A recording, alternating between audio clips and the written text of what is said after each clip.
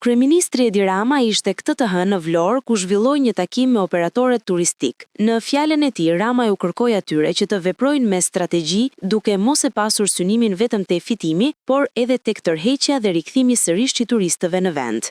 Nëse Vlora do të marri njollën e vendit ku ti paguan më shumë se sa çfarë të ofrohet dhe ku ti paguan më shumë se sa ç'mund paguash duke shkuar në Greqi, duke shkuar në Turqi, duke shkuar në Kroaci, juve i keni bërë gropën vetes.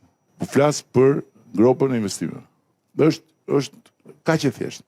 Pra duhet një strategji afatmesme të paktën se si juve do merrni një fitim të arsyeshëm dhe jo fitimin që realisht mund ta merrni në atë moment sepse ai mund t'ju kthehet në bumerang. Mes të tjerash, Rama foli edhe për disa projekte për Bregdetin e Jugut, duke u ndalur tek plani për ndërtimin e anijeve ushtarake në Pashaliman. Ndërkohë që lajmi i mirë është që kemi lidhur një kontratë shumë të madhe me Fincantierin për kantierin e Pashalimanit dhe aty do të fillojmë prodhimin e anijeve ushtarake të dimensioneve të ndryshme. Dhe do të kemi një